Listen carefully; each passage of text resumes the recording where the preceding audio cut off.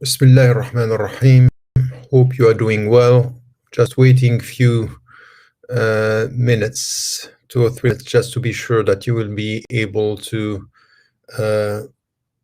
listen and to follow the whole thing. Yes, I know that some of you are just speaking French and they want to follow it in French. It's going to be in English this evening, inshallah. And as you know, the topic will be about Palestine and the situation in Palestine, but not only dealing with what is happening, but getting a bigger picture about the way we have to deal with the whole conflict and the connections between these conflicts and the conflicts worldwide, inshallah. So this is what we are going to talk about this evening. So give me just maybe still 1 or 2 minutes and we'll carry on the lecture, inshallah.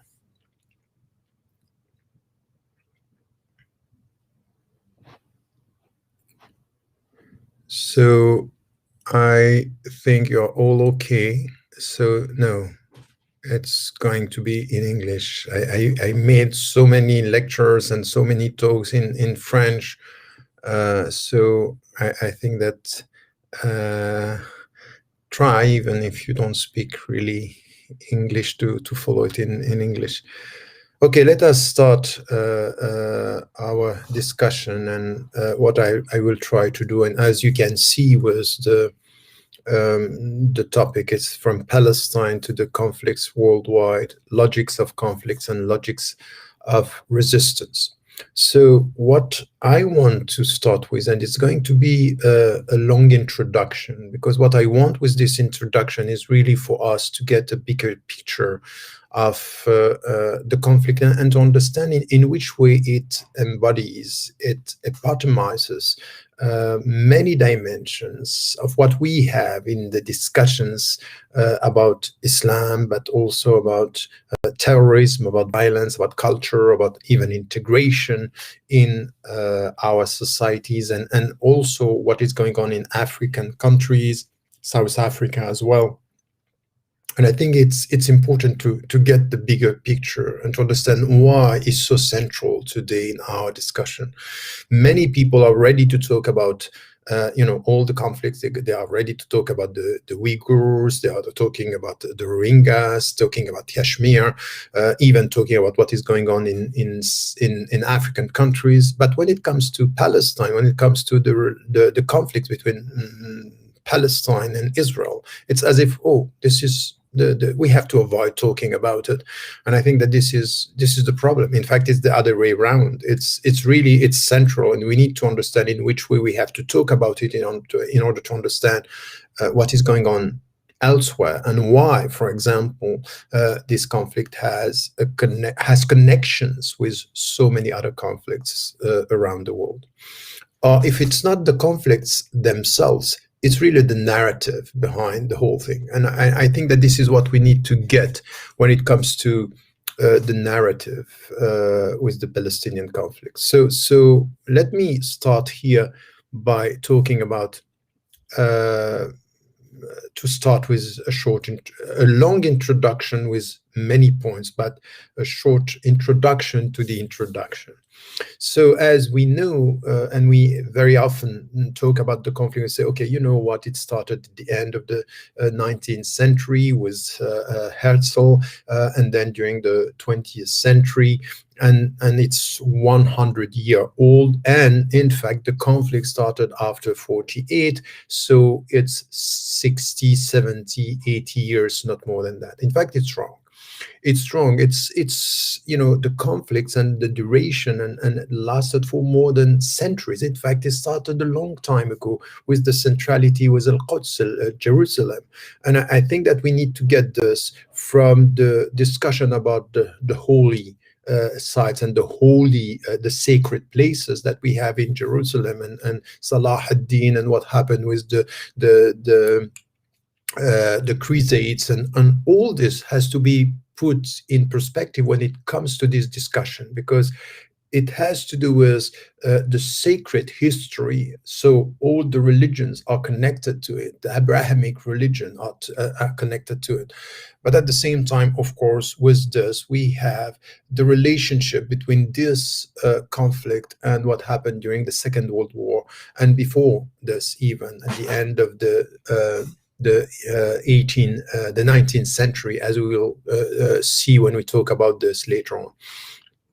So the installation and the presence of the Jews in Palestine, and the way the lands were stolen, this came later. So we have to get the bigger historical picture to understand that it's a space of, normally it should have been harmony between religions, and at the end it's really about conflicts and oppositions on war.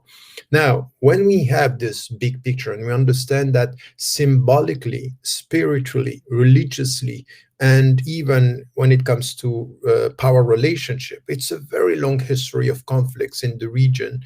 And then came what happened after, at the end of the 19th century and during the 20th century up to now, and recently with the massacre that we were witnessing in Gaza, not the war, because at the end of the day, it's not an army against another army. It's a sophisticated, very technologically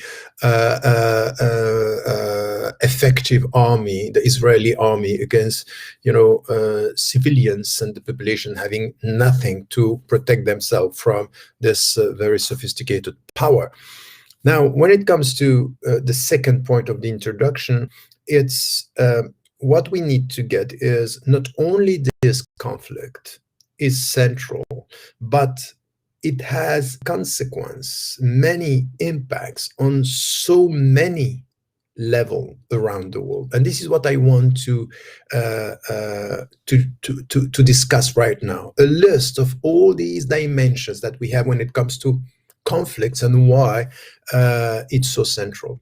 So when we talk about Palestine, when we are talking about land and we are talking about independence, so it's not something which is disconnected from what we can have, for example, in discussion with Tibet and the Tibetans, but also what was happening with the indigenous Americans and the Native Americans from the very beginning. So you are talking about land, to whom this land belongs. So the belonging of the land and the notion of independence connected to what we had during the 20th century when it comes to colonization and the decolonial process throughout history. Is this what we have also there? And there is a discussion between the Palestinians, of course, and Israeli. When you have somebody like Netanyahu saying, oh, this land belongs to us and it has belonged to us for the last 3,000 years, what he means is that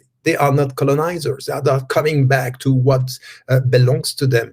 And then all the others throughout the history were, in fact, the colonizers. So this sense that we are talking about a question here, which is, okay, you are coming with a sacred history and taking from the people something which is coming from your own belief and not with history and facts. So this is a discussion which is essential here. What we have also, and this is the second dimension, I have 10 dimensions that we have to keep in mind when we talk about Palestine and Israel and the conflict itself, because as I said, it has an impact on so many levels and so many other conflicts around the world. The second is the demographic dimension. Why? Because what you have is that the Palestinian people are increasing in number, and this has been the case for the last decades and century. And this is known by the Israeli, and this is known by the government. And this is also something which is important in the way they are dealing with Palestinians, because at the end of the day, if they were to implement the democratic processes and respecting the rules, in less than one century, this would be over, because the majority of the people would be Arabs and Palestinians and not the Jewish citizens of Israel, which is labeled as a Jewish government, a Jewish society, a Jewish state. So if you deal with the demographic process, there is a problem here. Now come to what is happening and what is said, for example, in China, with the Uyghur, with the presence of millions of Muslims in China. The same in India, and look at what is happening in the West, not in the United States of America, because yes, there are 6 to 7 to 8 million Muslims there, but as a percentage is not so much compared to the whole population in the United States of America. It's not the same in Europe. In Europe, it will be exactly the opposite. Why? If you look at what is happening in France, if you look at what is happening in Belgium, you look to what is Netherlands, and what we have is a growing Muslim presence by taking and they could take and could have a very specific role in the years to come. So this is what the far right parties are saying. There is a demographic problem here. So the demography is central in this discussion. And what we have in Palestine is what we have in so many other countries. So making what, in fact, through the process of, it's not only about terrorism. It's about numbers. It's about figures. It's about presence, percentage of these Muslims now coming to the West, settling in the West, and being more and more active in the West. And their numbers could have an impact on foreign policy, on the domestic policies, on the next elections. And this is known. So we need here to get this right when we talk about the demographic dimension. It's once again, it's very often the case that the political and demographic question is avoided, because in fact, if you are serious with your principles and the democratic principles, you have to deal with this. Is the rule of law dealing with the rule of history. So if the people are growing, you have to deal with them, and they will have the majority. But if you don't want this, just try to find another way to prevent them from playing a role within the democratic process, because it's going to be counterproductive with your own vision and your own power in the region. This is something which we can see around the world. Now, there is the third dimension, which is the political dimension and we have to ask here, and we'll come back to this later, is, okay, if there is here a political dimension, who created this state? Who created the state of Israel? It became, we know the Balfour Declaration. It was not about the state, by the way. It was about something which is welcoming the Jewish culture much more than a Jewish state. This was the beginning. So this is who created this and who is supporting today these states in the way it's supported, as if here we have to deal with a historical problem. And you know what? Very recently, a friend was telling me, in fact, they are telling us, don't import the Palestinian problem into Europe or into the United States of America. In fact, it's the other way around again. It's not that we are importing in our discussion at Palestine, because this problem was exported to the region over there. In fact, it was exported to the Middle East. It was to solve problems with, the extermination of the Jews in Europe. It's racism and anti-Semitism, dealing with it in Europe. And in fact, to solve the problem, it was sent there. So it was exported instead of us to the importing it in the West by saying, okay, look, we have a responsibility. The UK government has a responsibility, giving to people a land that was not his, that was not the lands of the British lands given to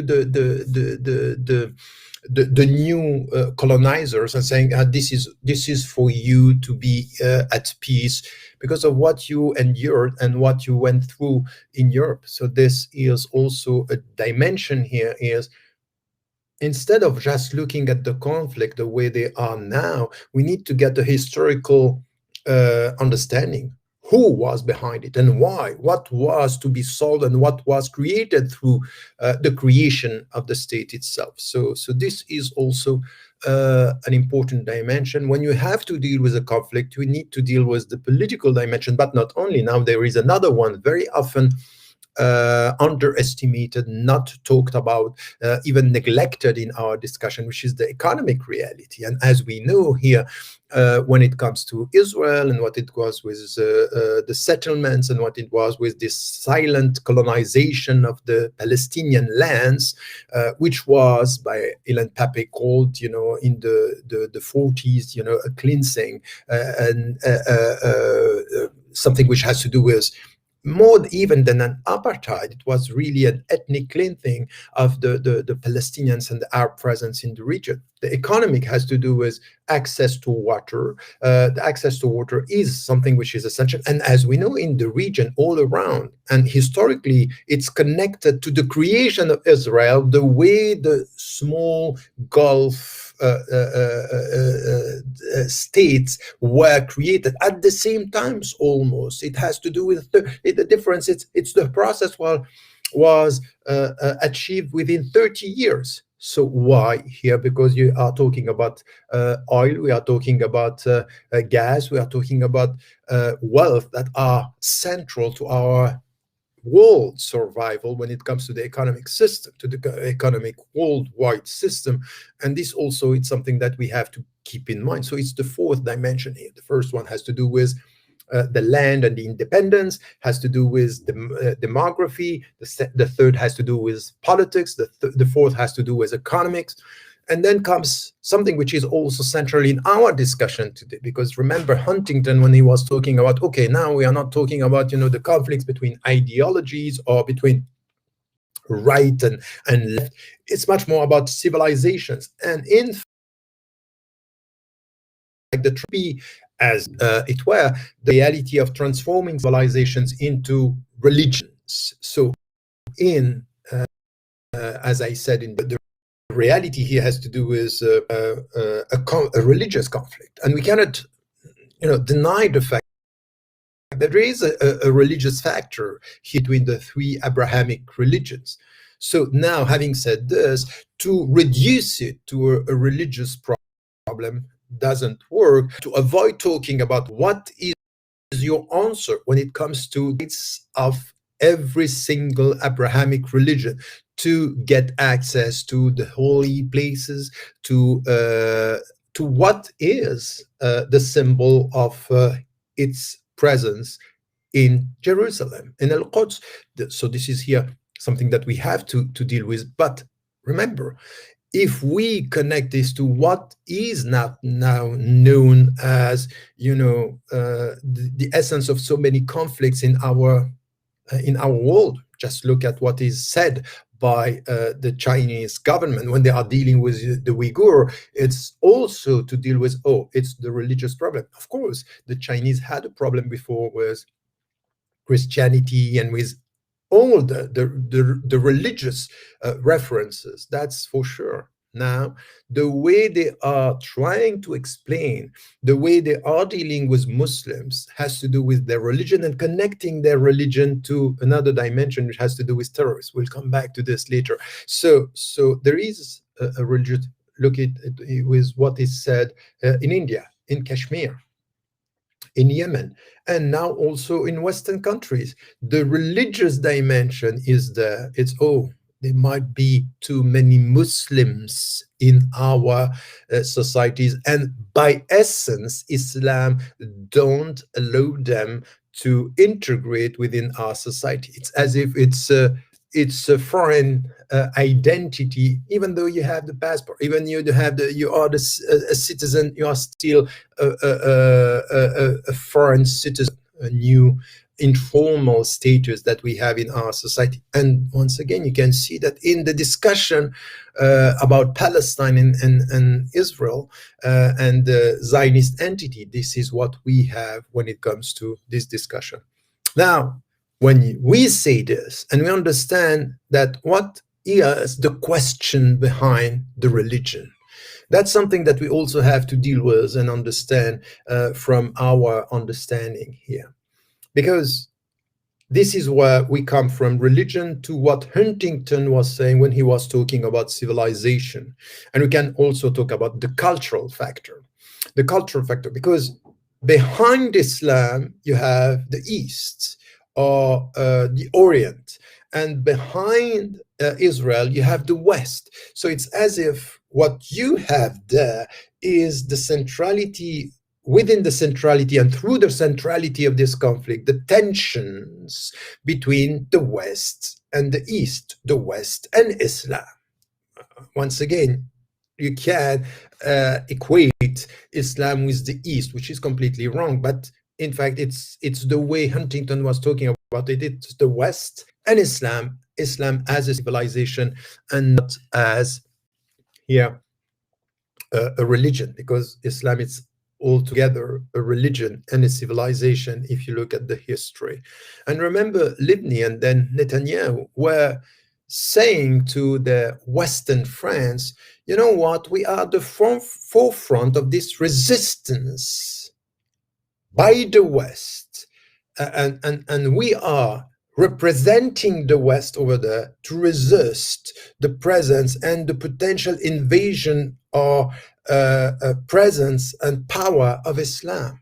So, and here you can talk about Islam, and they will talk about Islamism, and they talk about political Islam.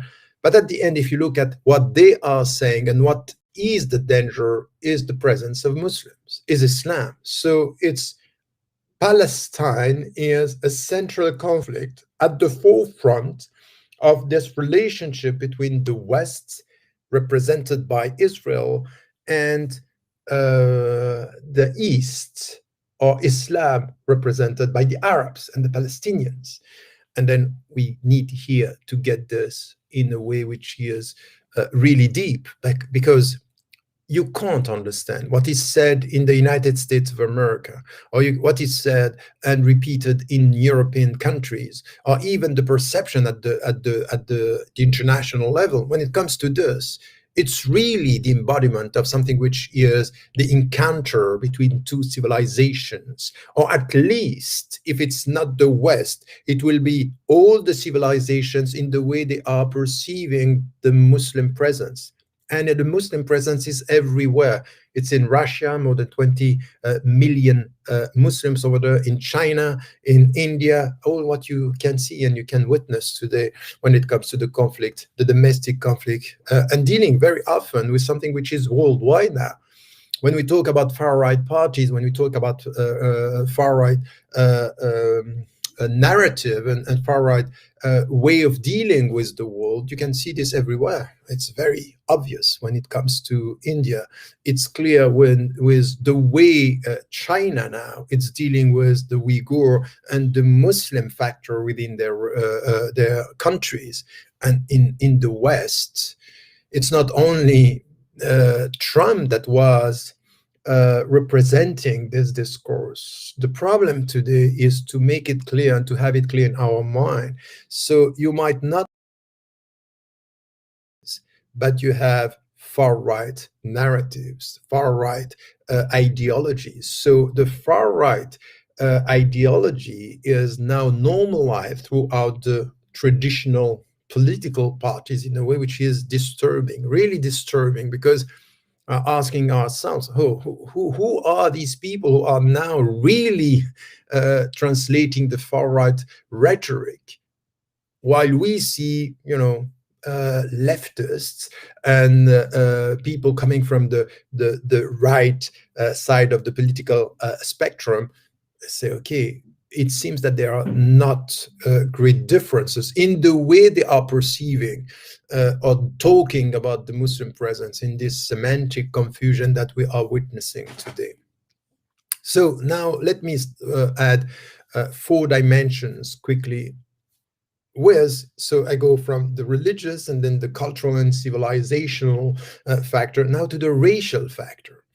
And the racial factor, it's important.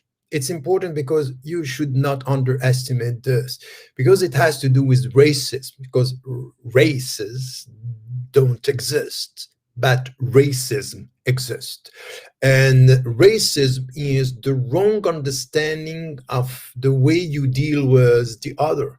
So, as you can have this, if you listen to Black Lives Matter in the United States of America, they got the message. They understood this. Okay, you can't say scientifically that there is no difference genetically between a black and a white. Now, psychologically speaking, there is a difference in your mind very often. And if you look at the way the rhetoric coming from the people and the successive governments in Israel about the Arabs, and even deeper than that, because you have to go to the texts, because very often the people are saying, okay, you know what, in the Quran there is the very essence of anti-Semitism, which is completely wrong. So we have to put the text into the context. But now if you look at some of the people, the way they are reading, for example, the Talmud, and what is said about the Arabs, the sons of Ishmael, being bad people, going to destroy everything and to be the enemies of the Jews, you understand that there is a perception that the Arabs per se are problematic as a race, as a specific origin. So you connect this to, okay, you have to do with Arabs, and you have to do with Muslims, and you have to do with a civilization, Islam as a civilization, and all this together it has to do with what we are witnessing in so many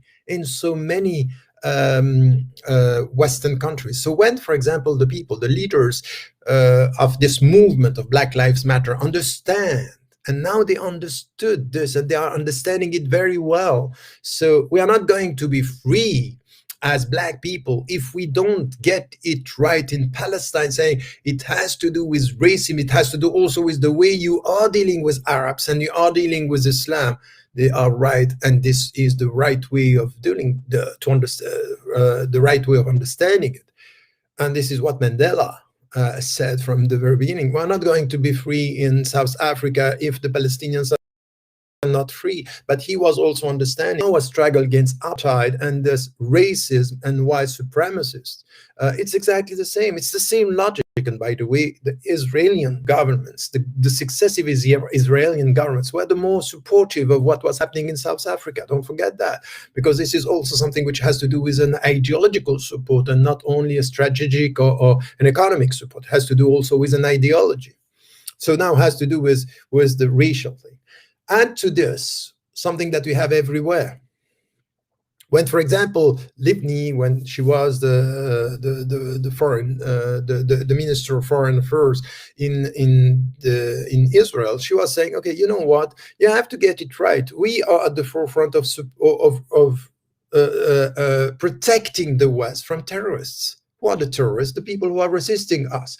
And then terrorists, and remember in 2001, what was said from the Israeli government to George W. Bush at that time, now you will know what it means to deal with terrorists. Meaning, this is exactly what we are dealing with in the occupied territories and with Palestinians. They are all terrorists. So to transform the people who are resisting your power, who are resisting your colonization as terrorists, and to have this narrative that is everywhere now. Who are the terrorists? The terrorists are the people who are killing innocent people. Who is killing innocent people now in the region, for example? Could we speak about state terrorism? Yes, we can. So, for example, from 5,000 meters on high, you have this drones and this aircrafts bombarding, for example, Afghanistan, or doing the same in Gaza. Who are the terrorists? Who are the people who are targeting innocent people? And you are scared to talk about this. And then we are changing the whole narrative and the whole rhetoric.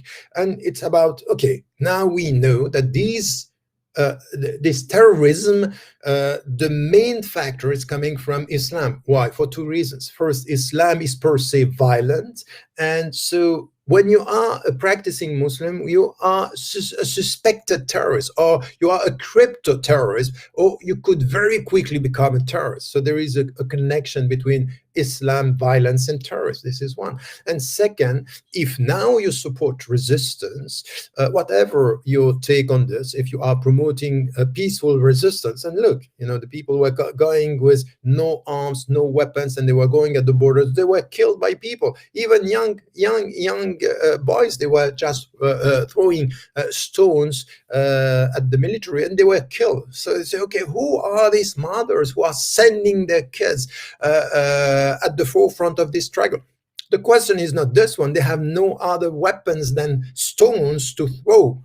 But who taught and who was asking the military in Israel to kill the young people? The moral question is not about how you can, as a young boy and a young teenager and being a Palestinian, throwing stones to protect yourself, and the army killing the people and being told to kill innocent teenagers, and then to come with this moral, arrogance, saying, "Oh, we are just protecting ourselves. We have the right to defend ourselves."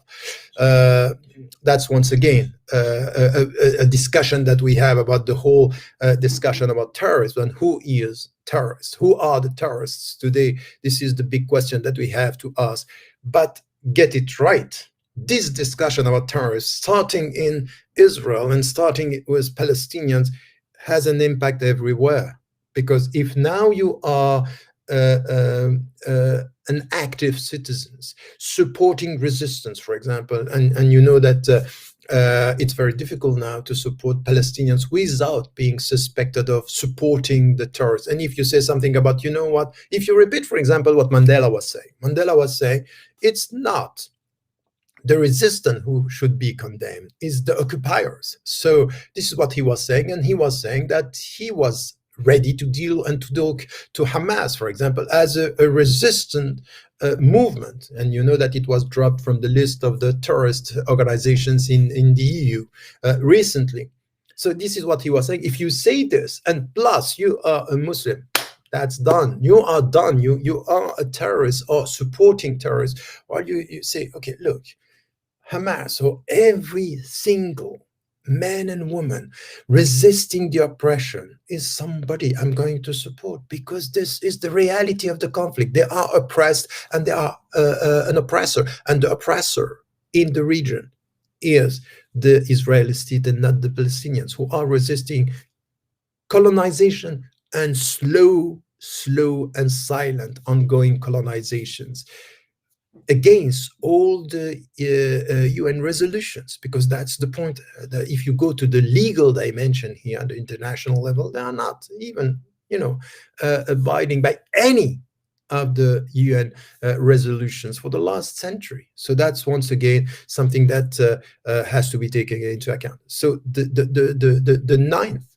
dimension is the technological one, and once again, you have here a super power with all the most effective and last technological discovery when it comes to the weapons and comes to security and drones and surveillance. They know how to do this, and they are even exporting their know-how to all the countries around the world. This is Israel, and this is what is done.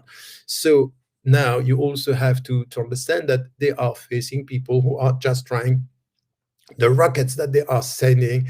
It's clear that it's completely unbalanced. It's completely wrong to say, okay, you know what, they are protecting themselves and defending us. Is the right of Israel or the Israeli right to defend itself against aggression. It's the other way around. And if you have so much power, and you can just go and kill so many people and destroy houses and destroys buildings and destroys even news agency, the way it was done, and innocent people, knowing that by doing this, by having these buildings collapsing, you are killing so many innocent people, and this is collateral damages with surgical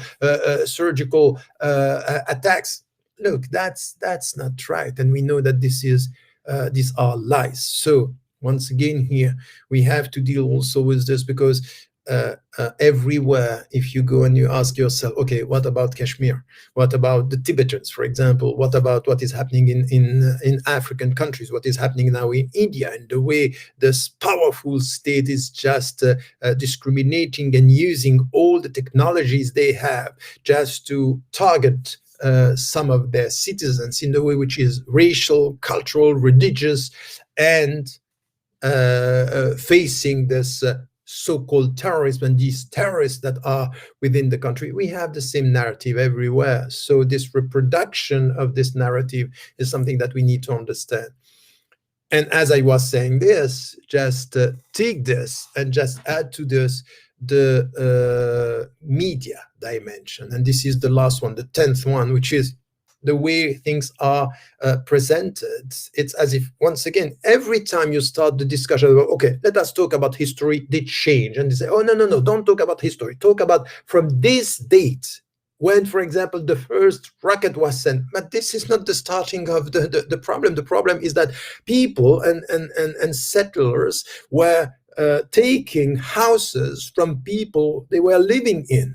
So this is the starting point of everything, is Jerusalem. So let us start with this. The problem was spoliation and taking from the innocent people their lands and their homes. This is the starting point. And then if you go to this, you can even say, but it has been the case for the last decades. So we are talking about crisis, and we go to another crisis. And unfortunately, many of our friends, brothers and sisters, when they come to the Palestinian issue, they just go with the media. It's when a crisis is covered by the media that we talk about it. But in between, it's an ongoing crisis. It's an ongoing spoliation. It's an ongoing colonization. It's an ongoing discrimination. And let us start with this. It started, yes, the final stage of what is happening now started maybe 100 years ago. But what we are witnessing now is the reality of an ongoing discrimination, ongoing colonization. So the media around the world are starting, as I always talking, and this is also the power of the media today, is to distort the vision that we have of this conflict by saying, oh, it's, again, they have the right to protect themselves because all these Arabs, all these governments, all these people are against them, not understanding that you have to start from the very beginning. If I slap you right now and you react to my aggression, and the camera starts to take your reaction, they are lying.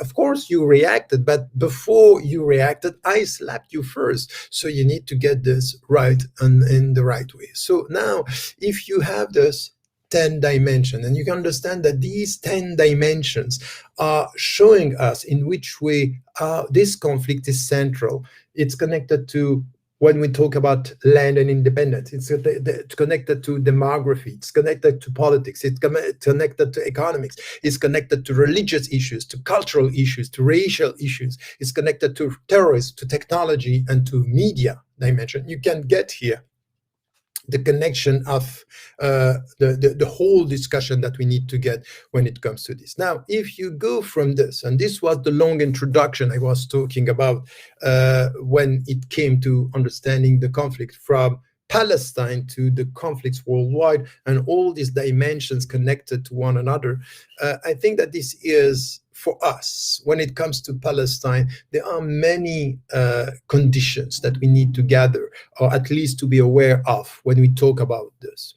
So first, of course, we need to know our history. I heard so many people that are just emotional about the whole thing. So this emotional support to Palestinians, it's fine, it's good. It means that you have a heart. It means that you have a conscience or consciousness. But it doesn't mean that you can help them on the ground of you being a citizen in your country. It could be in African countries, it could be in Europe, it could be in the United States of America, it could be wherever you are. What is needed is people understanding history, understanding the historical manipulation and the media lies that you have, and always the people trying to displace and try to move the discussion from the essence of the discussion to something which is peripheral or secondary. For example, when you talk about, you have to talk about, okay, we need to talk now about politics, about independence, about getting a state, or at least living together in one state, which is the position I took more than 30 years ago. It has to do with, okay, if you talk about religion, we have to be clear on our religious response. If you are a Muslim, if you are a Jew, if you are a Christian, when you live in the country, you know you should have equal access to the holy places. Period. No discussion about this. It's not because the temple is under Masjid al-Aqsa that we have to destroy Masjid al-Aqsa, because this is al-Aqsa is in fact the product of a later colonization. That's not going to work like this. It's not going to work. So we need to get a clear answer. If you are serious about this, you have to say the Jews should have the right to go to there and to get access to the holy places and get and keep their holy lands, and the same for the Christians and the same for the Muslim. So you have to come to discuss the political issue, the religious issue, and also the economic issue, because it's a central region, and we know why now. Whereas the Gulf states around, the Arab countries around, and we'll come to this. So we forgot to talk about this, and we go and now we transform, we move the whole discussion into, oh, it's about culture, it's about race, it's about terrorism, it's about humanitarian issues. So maybe the Palestinians are wrongly treated. So as Biden said it recently, we need money to build or to rebuild the buildings and Gaza. Look, before thinking about getting the money to build, you have to take a stand on condemning the people who destroyed. That's the point. That's what we are expecting from you.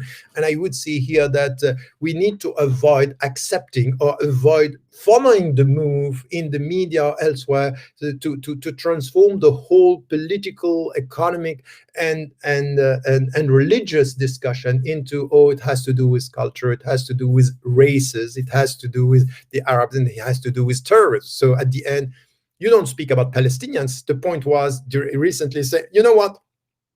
It's Israel against the terrorist group Hamas.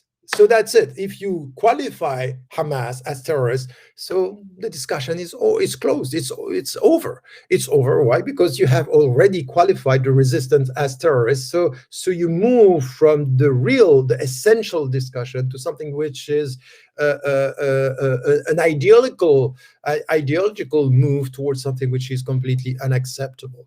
So that's to go from the right, to go from the legal discussion, which once again, if only we come back to the resolution of based on the 1967, saying, okay, let us come to the borders and the divisions that we had at that time. If we come to this, what we will get is, once again, that the Israel and the Israeli governments are not even respecting any of the UN resolutions, and they are not ready to do so.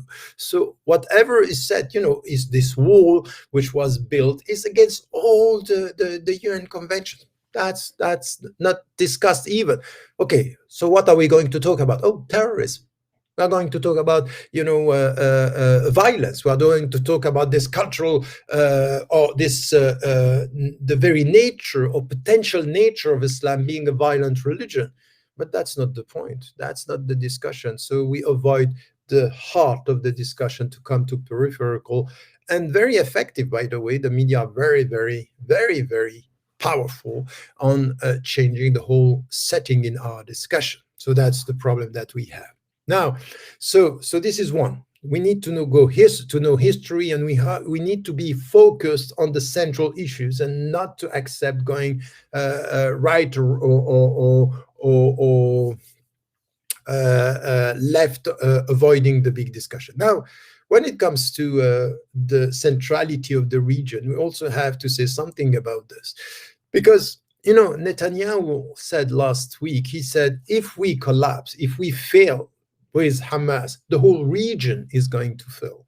So he is talking about Israel, and now he's talking about what? The Gulf states. He's talking about the dictatorships around Israel, and he's right, in fact. And this is where, by knowing history, you understand the connection between the very presence of Israel in the region and the other countries. Because he's right. If he, as a government, and with his government, Israel fails just to resist this movement promoting independence and equal treatment. And in fact, democracy, the democratic process, is just to ask for dignity and rights and democracy. If the state of Israel fails to control these people, it means that it's going to have an impact on the dictatorships all around. And this is where, by knowing history, you understand the whole thing. It's coming from the same historical process. Remember, in the end of the 19th century was the Berlin Conference with Germany, and they started to divide the African countries. And then Sykes-Picot, the beginning of the 19th century, in May 1916, so when they divided. This was all coming from where? Germany, Britain, France, and then later the United States of America, who were in fact dividing the whole places in small countries, Emirates and Gulf states and things like this, and getting it already that it's going to be a place or places where after the Ottoman Empire they will get this power, and knowing at the very beginning of this process that in this region there are wealth, and there is wealth for them to control. It came just 20 to 25 years later. So the same process that created the state of Israel is the same that also created all these small countries and these small emirates, in order to divide and to rule and divide and rule. That's also what we need to get, and understanding that, in fact, in the name of its security, because what we get from the Israeli government is we are the only democracy in the region, which is not difficult. There is no other democracy. That's fine. But by saying this, they say, in fact, we are protecting ourselves from all these dictators. And at the same time, what we have is these dictatorships are in fact used to legitimate the presence of Israel. So it's a two-way process. So the creation and the support of this dictatorship in order to protect Israel is helping Israel to carry on his security narrative, or the narrative on its security, by in fact at the same time supporting the dictatorships all around. So this is why what was happening with what we call the Arab Spring was something which was really rejected by Israel, because if the people are able to speak, they are all going to speak against the Israeli policies and the Israeli decisions in the region. It's only because they are surrounded by dictators that they are able to do this. So, in fact, you will see that the dictators are supported by whom?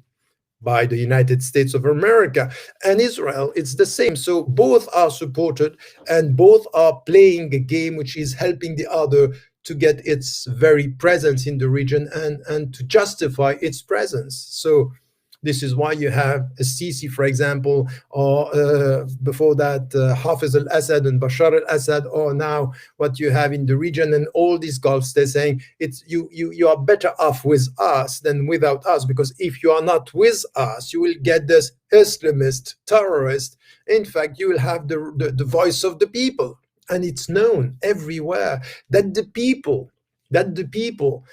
populations throughout these countries, around the world even, are much more supportive than supportive of Palestinians than of Israel. It's known. You know this question, which was put to the Europeans 10 years ago: which is the most dangerous countries for peace in the world?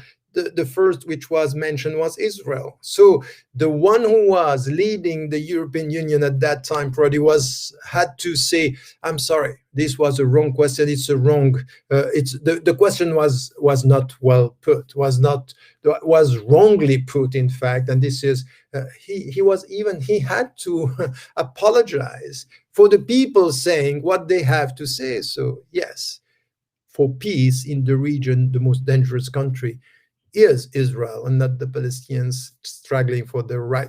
So we need to get the whole process that, if we talk about the Berlin Conference and then Sykes-Picot and what happened in the end of the 19th century and the beginning of the 20th century, all this what was created at the same time. And there are here factors that we need to get connected to one another.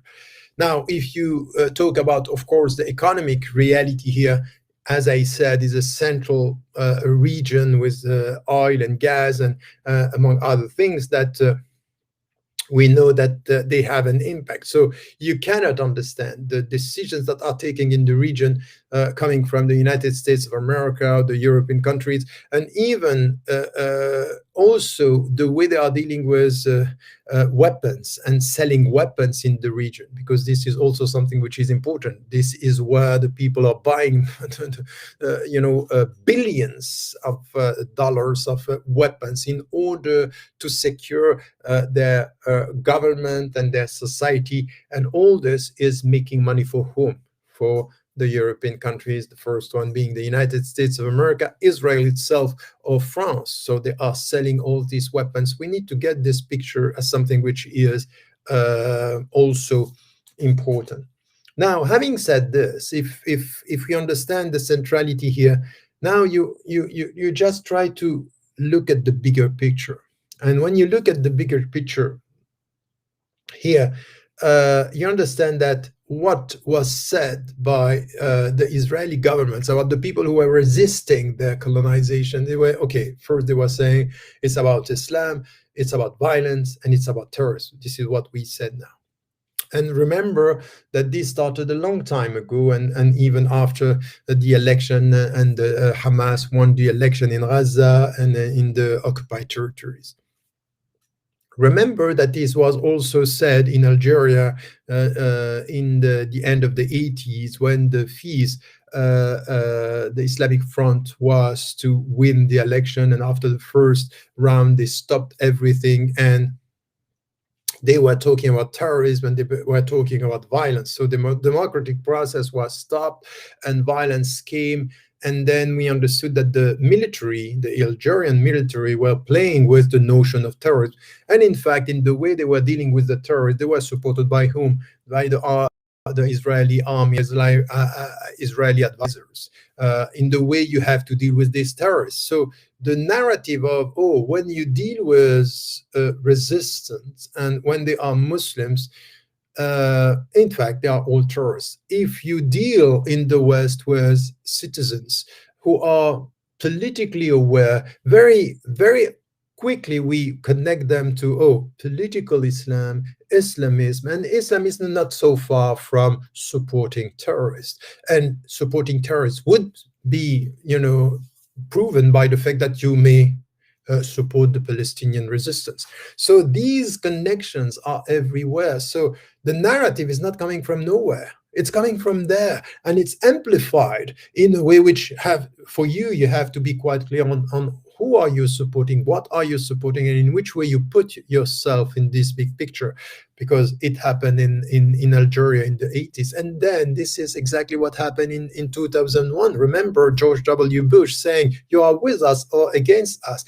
And in fact, if you are against the American policy, and for example, to go to bombard the Afghani innocent population, because they were not all Taliban and they were not all supporting those governments that came through a very long process where the United States of America were themselves involved by supporting bin Laden. Remember, so in 2001, this dichotomy, you are with us or against us, is putting you in an equation which is difficult, because no, I'm against the United States of America and its politics and its the strategy, but I don't support violence and extremist violence. Of course, there are Muslims that are violent and extremists, but you should not accept this confusion. There is a difference between resisting for your rights and promoting violence in the way it was done. So you condemn violence and terrorism, but you can and you have to support resistance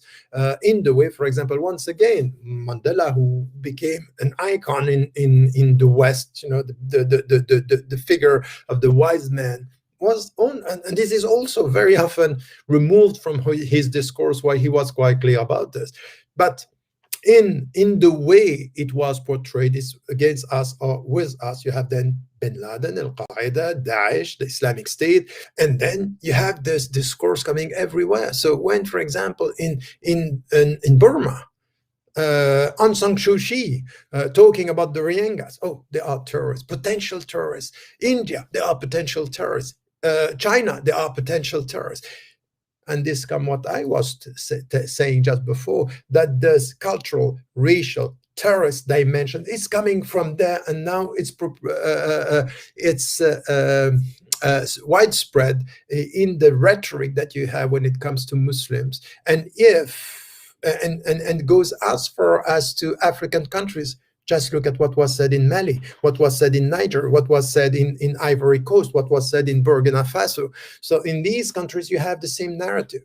Okay, so how are you going to deal with this? How can you discuss this in a way where you understand that the whole rhetoric now, when it comes to, okay, when the Muslims are involved, we reduce them to terrorists and to violent Muslims, or Muslims that are supporting terrorism. So once again, if you look at the way the rhetoric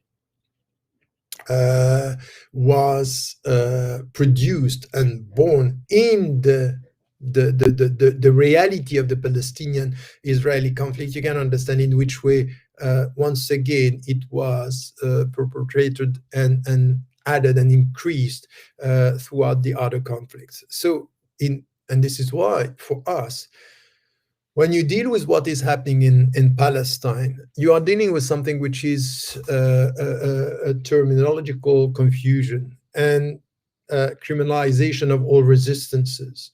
And so this is why we have here to be quite clear and first to refuse the semantic confusion, terminological confusion, by saying, what are you talking about? So now, for example, for those who are looking at France from far, but at the same time, it was the same in the United States of America in 2005 after the attacks and terrorist attacks in London. You have exactly the same discussion.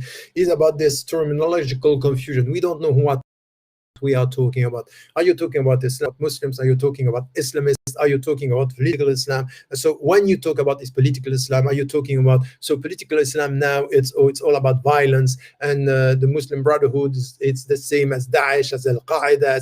All this is nonsense. If you went the first year in any university in the world just saying what the media are saying, you wouldn't pass. You don't pass. That's unbelievable to say this confusion. It's voluntary. It's on purpose. It's not because they don't know. They know exactly that they don't want us to know what we are talking about, to confuse everything. So the semantic confusion is helping to the criminalization of all the resistances. And if you are not clear about who is who and what you and how you are going to deal with the whole discussion, and once again, I was telling you that, for example, now even the discussion about Hamas, the discussion about some of the resistance around the world, the way they are portrayed as terrorists is just unacceptable. and the way Israel is presented as the country or the government defending itself from aggression, it's not acceptable. The problem that we have is that in this semantic confusion, you can see that many of our fellow citizens coming from the left, or coming from, what we have now, it's Islamo-leftist and all this, they are not quite clear on this. They are not quite clear. So even if they are supporting the resistance, they don't want to talk about Hamas, they don't want to go. In fact, the power of the media is so evident, it's so obvious, it's so powerful. The power is powerful here that you are just scared to talk about, I'm not going to talk about this, I'm not going to talk about this. So we are forgetting our history, we are forgetting our terminology, we are forgetting, under the power of the media, simplification and dichotomy that are imposed onto us. You have to take a stand, and you have to be on the side of, or at least you have to condemn violence. So by predefining who are the violent, you are pushed not to take a position, and there is a lack of courage. In fact, there is a lack of courage in many of our fellow citizens and the people who are supporting many causes, and it's quite clear that some are understanding this. If you look at the leaders, as I said, of Black Lives Matter, they understand it's the same. In fact, it's the way you are portraying the black people as being violent, antisocial, and destroying the very essence of the social fabric in the society. This is completely wrong. These are lies. You are lying. You're lying about the whole system. It's systemic. It's not just that the black who is a violent man. No, it's systemic. So the people who are resisting, they are not resisting only facing this violence. There is a system, there is an ideology, there is a narrative behind this. So you have to understand that the people who are resisting in the United States of America, black people, African American people, Native Americans, or the Tibetans in China, or the people who are supporting their independence process, these people are in fact the same. Of course, power and the media are going to portray them as terrorist and violent. In fact, they are resisting the symbolic, ideologic, ongoing violence coming from the governments around the world.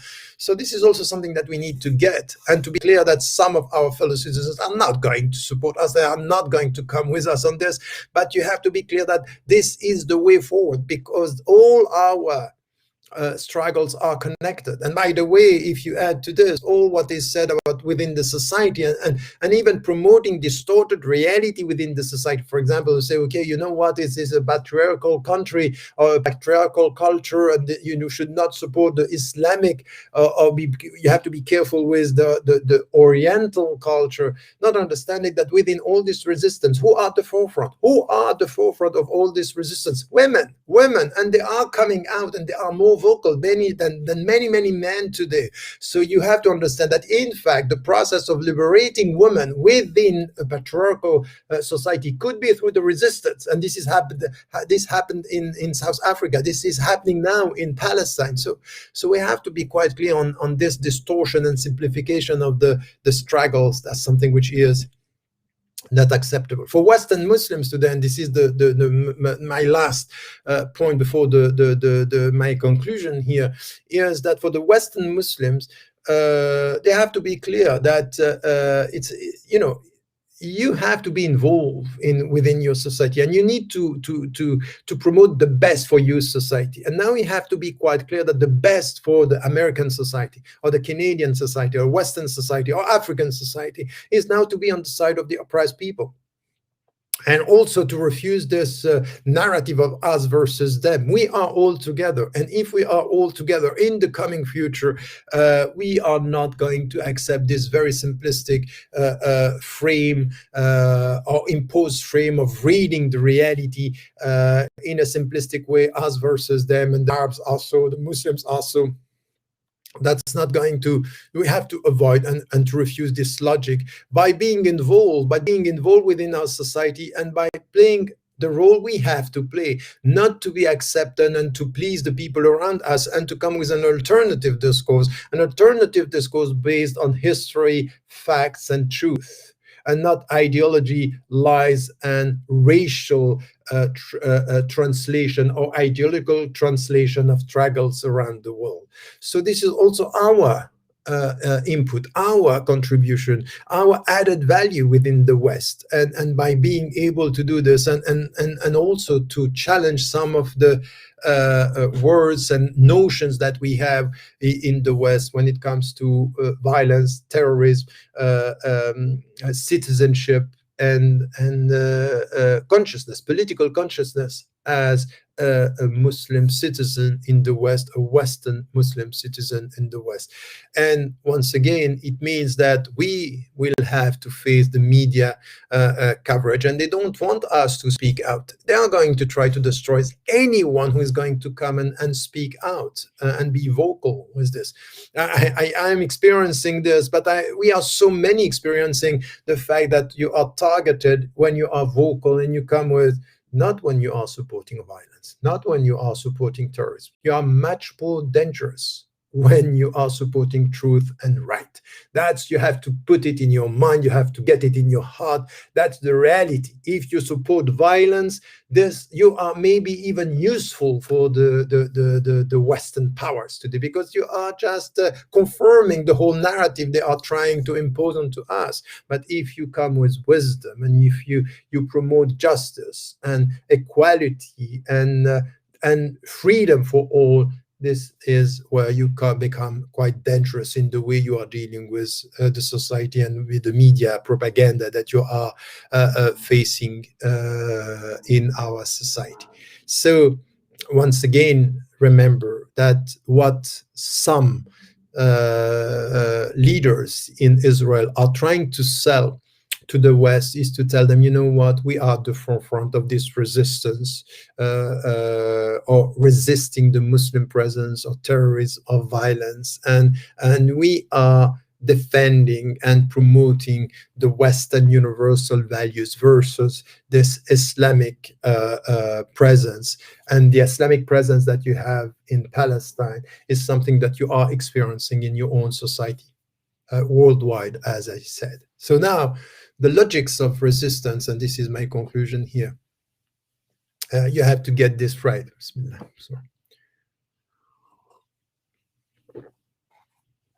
I hope that you are following.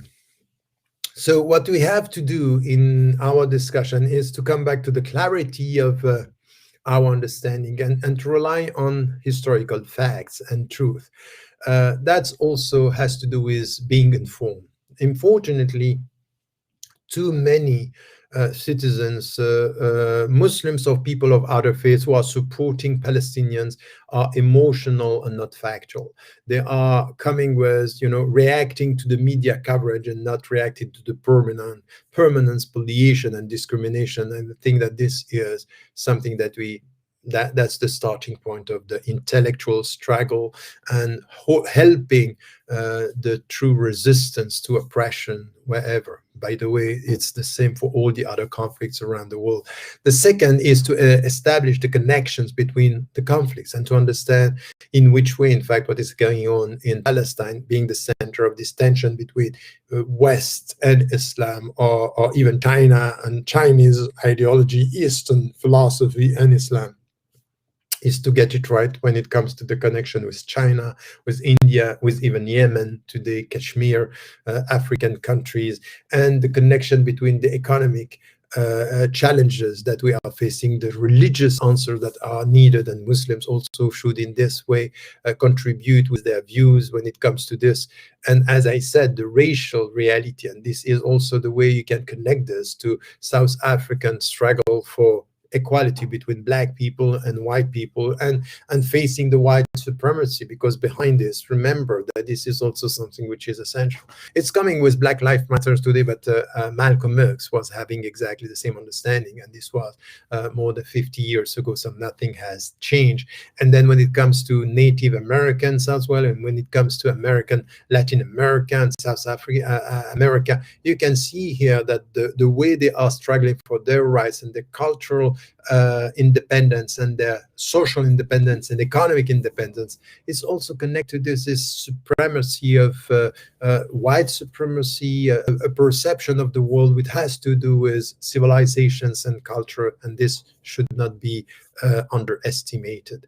Now, having said this, and having this understanding of the connections between all the conflicts around the world, we have to take one position. And one position is, whatever the situation, whoever is involved, we are always on the side of the oppressed.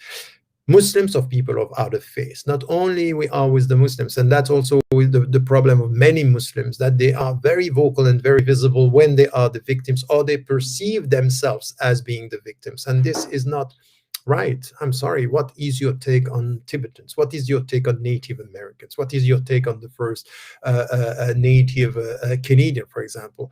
What is your take on what is happening in African or South African countries?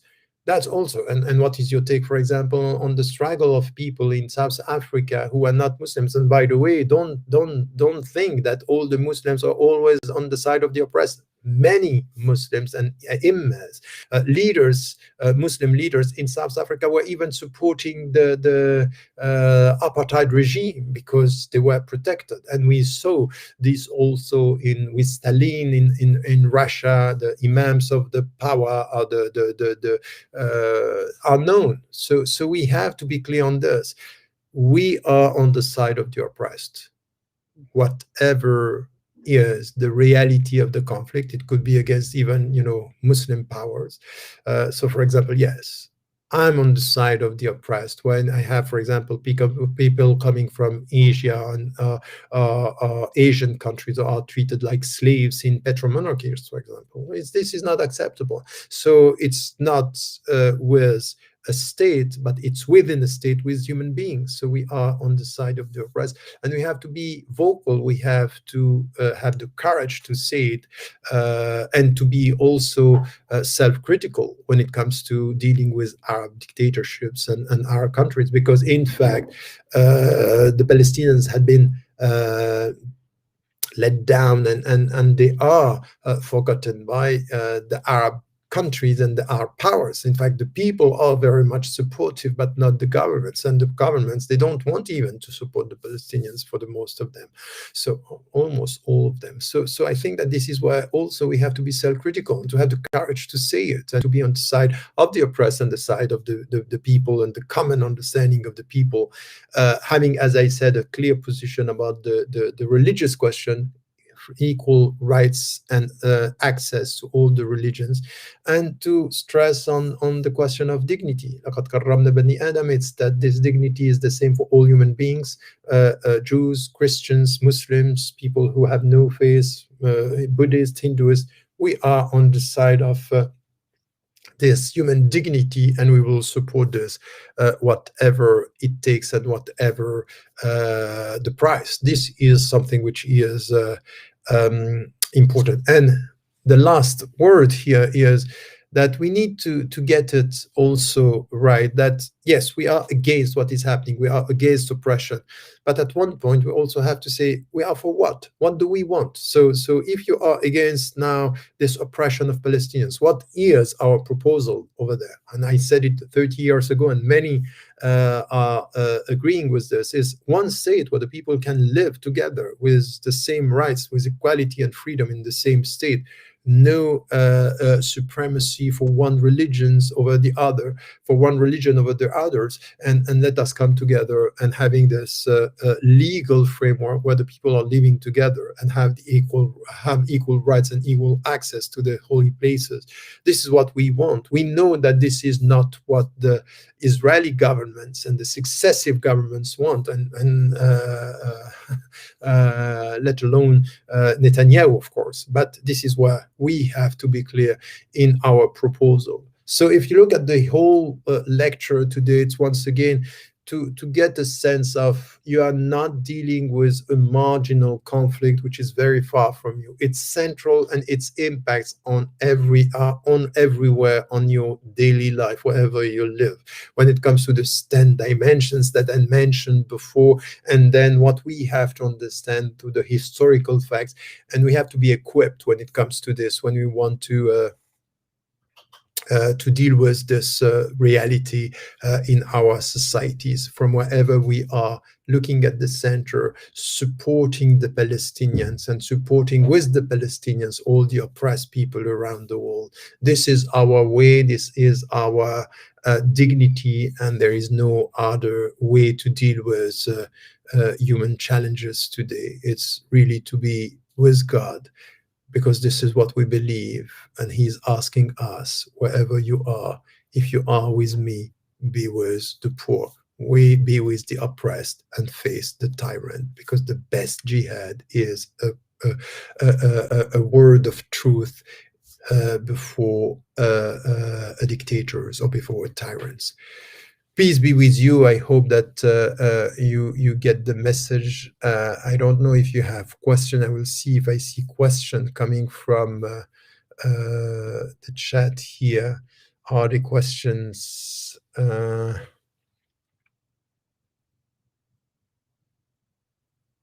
Okay, I don't see questions. See many people still talking in French. Yes, it's it's going to be left on Facebook, on Twitter, on YouTube. I think everything will be around for a few days, inshallah. Don't be about Islam. It will be the first religion around the world.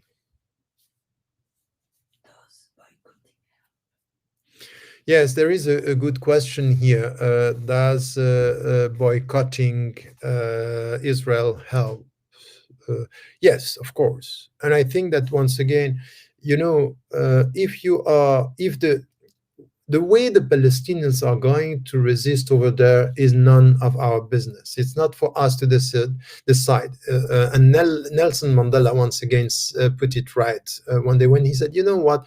The way the resistance are going to resist and the means they are going to use are decided by the oppressors. So if the oppressors is using weapons, of course, the resistance are going to use weapons. We are not at the center of the conflict. We are looking at it, and we are witnessing what we are witnessing. Now, we have means to resist. And I know that in some countries, for example, in France, they have condemned people boycotting and the BDS movement, which in fact, at the end, at the European level, they were right, and they won the case against the government.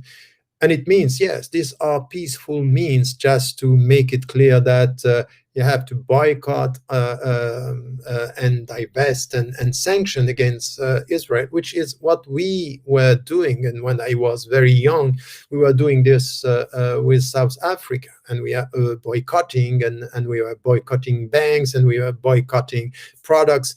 And this was perceived as noble, and now today it's criminalized. So if we are supporting armed resistance, you are a terrorist, and if you are supporting pacifist means of resistance, you are also potentially a terrorist. So whatever you do, it's not going to work. Avoid talking about this and just do what you have to do. Yes, avoiding and boycotting and divestment and sanction against the state of Israel, non-violent. So this is what I call, this was 10 years ago, a global movement of non-violent resistance. And the global movement was not the one that was coming from the center. The center, as I said, they decide for themselves what the way they want to resist. But for us, it's a global movement of non-violent resistance by boycotting, divesting, and calling for sanctions towards the Israeli governments. So this is what we have to do. And yes, it had an impact. And the way you can see it has an impact is the way they are reacting to it. If it had no impact, they wouldn't try to stop it and to criminalize the people who are supporting it. It means that around the world there is a consciousness, and it's a way for us to spread this consciousness that be careful, mind you in the way you eat, in the way you drink, in the way you buy, and be clear that in the way you buy, in the way you eat, in the way you consume everything, and the way you are dealing with products, there is a political consciousness that you are not going to support oppressors. You are not going to support colonizers. So yes, it has an impact, and this is a good way of supporting the oppressed wherever they are. It has also to do with China and India, of course. So how can Muslims organize themselves like Zionist lobbying? Once again, I think that if you many are looking at what the lobbies, the way they are working in the United States of America, very often thinking that it's America supporting Israel. It might be that Israel is in fact controlling the United States of America at the highest level with their money, with the influential people.